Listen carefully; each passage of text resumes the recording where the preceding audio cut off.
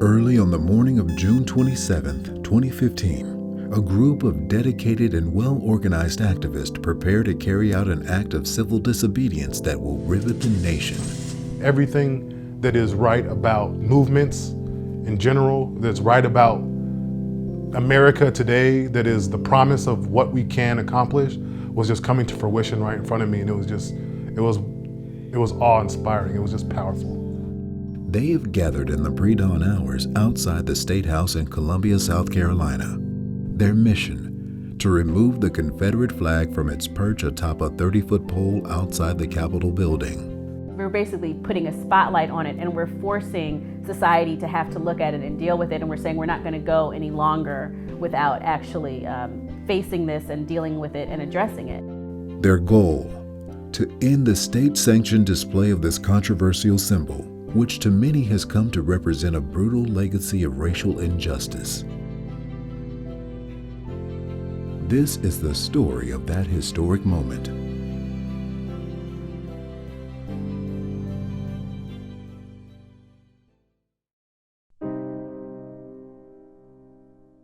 My name is Allende Alcala, born and raised in Southern California. Been in the Carolinas for going on 8 years. I'm 34, and I'm a school teacher. We stand here today in Charlotte, North Carolina, in front of the county courthouse. Although we're in Charlotte today, we could be in any other city throughout this land. The reason that brings us here today is that another young black man, an innocent black man, has had his life taken by the police. So, being a father, it is crucially important to me that I take a stand, that I rise with the Black Lives Matter movement, because black lives do matter, all lives matter. And we must come together and stand up and make sure our voices are heard. It's good to finally see that these news cameras have come to document what has been going on for generation beyond generation, the things that I've experienced as a young man.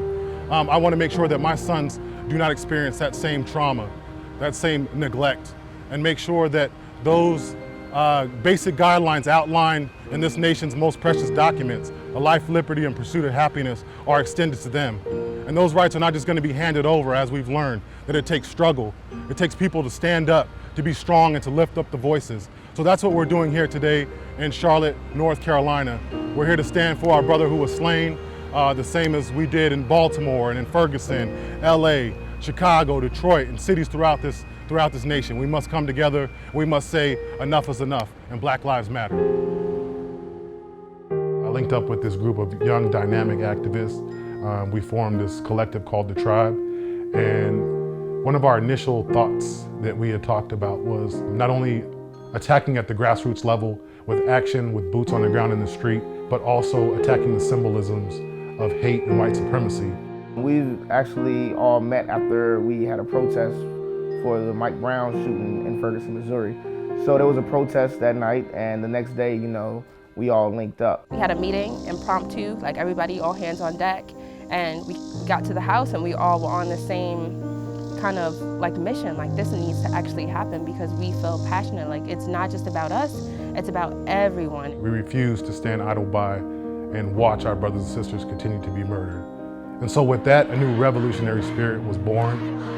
Formed in part as a reaction to a series of high-profile murders of black youth, the Tribe was inspired by the national Black Lives Matter movement to challenge racial injustice in their own backyards.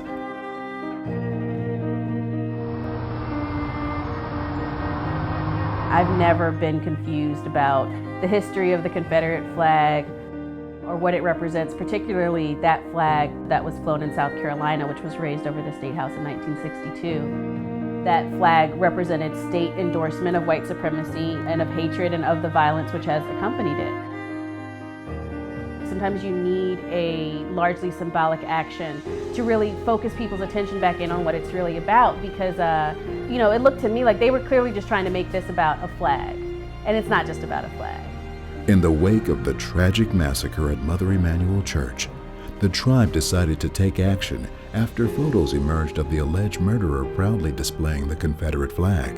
Dylan Roof is but one in a long line of domestic terrorists who have adopted this symbol of hatred. It has touched me personally. I had a friend whose grandmother was killed in Charleston, in the church. when the massacre occurred in Charleston, and seeing the photos of the murderer flying that symbol, it just seemed intolerable. And we said, now is the time we have to act. And so we, as a tribe, discussed how we might do this. You want to get something done, you meet, you find people who want to do it, you agree, you plan it, and then you just get it done. And anybody can do it. You see the act itself of me climbing the pole, but the other thing that's really beautiful about that is just how coordinated it was, and how much thought really went into it. It was not a thing where, you know, I just hopped up one morning and I was like, oh, I'm just gonna go scale the pole. It was not that at all. It was many, many people working to make that happen.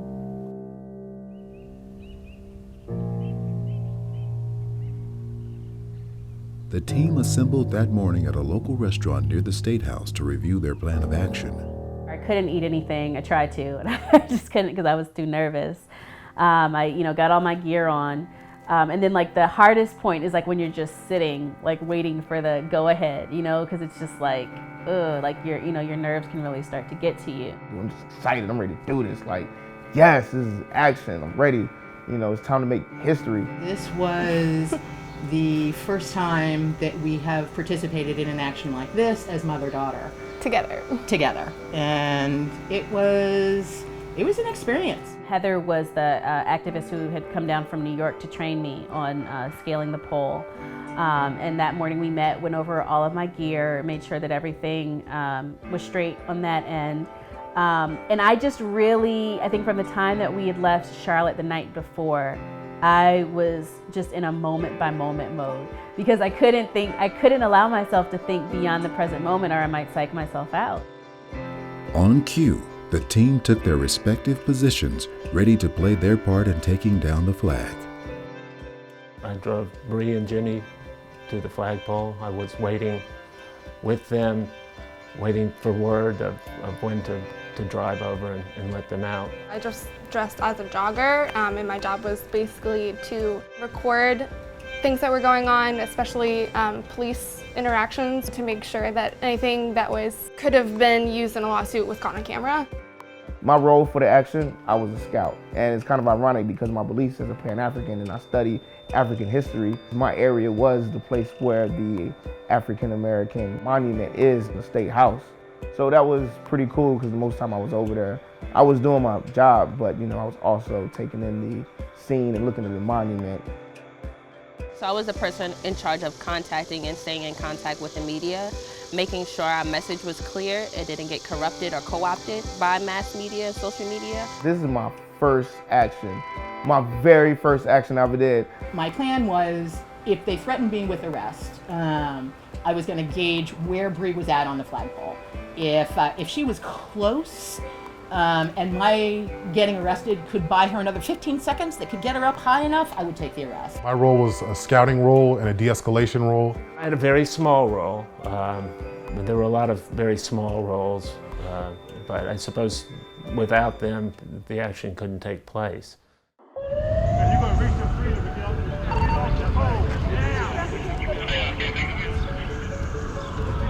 You come against me with hatred and oppression and violence. I come against you in the name of God. This flag comes down today. After having gone through like all that training and all this stuff that's built up over this flag, and then to get up there and it's just held on by like the simplest of latches, it really was just this amazing moment of empowerment. Not just for myself, but I think just for what I was representing. Just that symbolism of this movement, that the Black Lives Matter fighting to climb up that pole, attacking that flag, which is white supremacy, which is the oppression of our day, but also of our mothers and our fathers and our foremothers and forefathers. So when that flag came off that pole, when the last hook was done and Bree had that flag in her hand, it was just like a calm. I'm an ally in this movement because I cannot imagine doing anything else, to be someone who is aware of what is happening and to take no action. I actually was a part of this history, and I was actually a part of doing things with my friends that impacted the whole world and basically was a catalyst for other people to stand up and wake up. Scaling back down, I just had what I can only describe as just like this incredible sense of peace and of liberation. So by the time they slapped the cuffs on me, I was just happy we'd accomplished the mission.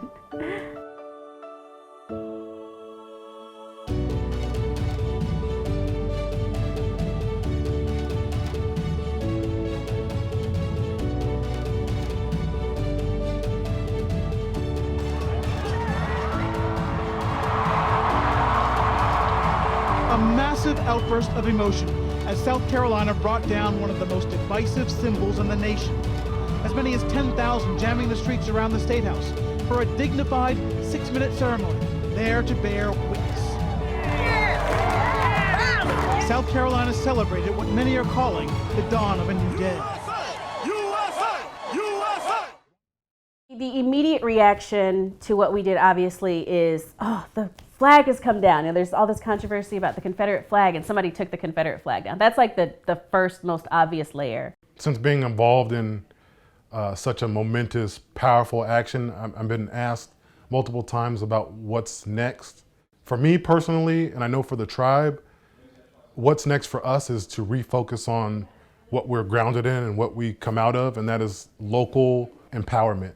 Stepping into our own community and fighting an unjust system by creating that which we wish to replace it. I think that's a really important takeaway that I would hope people get from it. That it's not symbolic, that action was not symbolic only of taking down, you know, this flag or challenging racial, you know, hatred.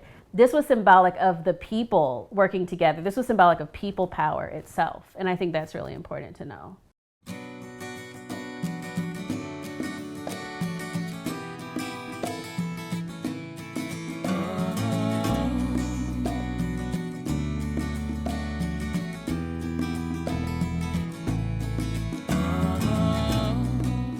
United, the struggle for justice continues as this new civil rights movement looks to heal the wounds of the past so that together we can enter into a new era of racial equality. There is a girl sitting on a bed, wondering why her life has ended up like this. She wants to go higher to a place that doesn't exist, but in her mind it frees her from all mankind. She wants to go